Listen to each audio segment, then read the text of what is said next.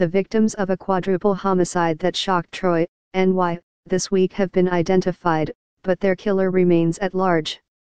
There is a lot of information coming in, Chief John Tedesco of the Troy Police Department said on Thursday, but nobody is in custody, and the police do not have a profile of the suspect.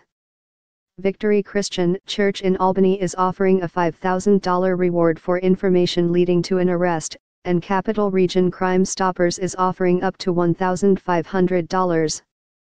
The police identified the victims as Shanta Myers, 36, her children Jeremiah, 11, and Shanice, 5, and her partner, Brandy Mells, 22. Jackie Robinson Sr., the pastor of Oak Grove Baptist Church, told the Times-Union that Ms. Myers also had an older son who was not home when the killings happened. Jeremiah was a student at Troy Middle School, and Shanice attended School 14. The superintendent of the Troy City School District, John Carmelo, wrote in a letter to parents that grief counseling would be available to students after the holiday break. Our hearts are broken, and our thoughts and deepest condolences are with their family and loved ones during this terribly troubling time, Mr.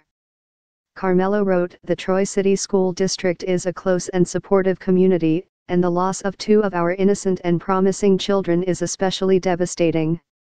Shanta Myers liked to cook, relatives told the Daily Gazette, a newspaper based in Schenectady. Jeremiah played basketball and was a member of the Troy Boys and Girls Club for 6 years.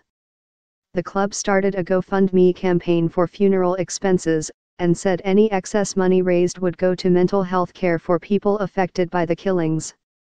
The family was found dead on Tuesday afternoon in their basement apartment at 158 2nd Avenue in a neighborhood of subdivided Victorian houses along the Hudson River. Chief Tedesco said the number of victims, their age and the way they were killed, which he declined to describe, made the crime the worst he had seen in more than 40 years in law enforcement. The killings drew comparisons to a 2014 case in which a couple and their 2 young sons were stabbed and bludgeoned to death in Guilderland, less than 15 miles from Troy. The perpetrator was never found.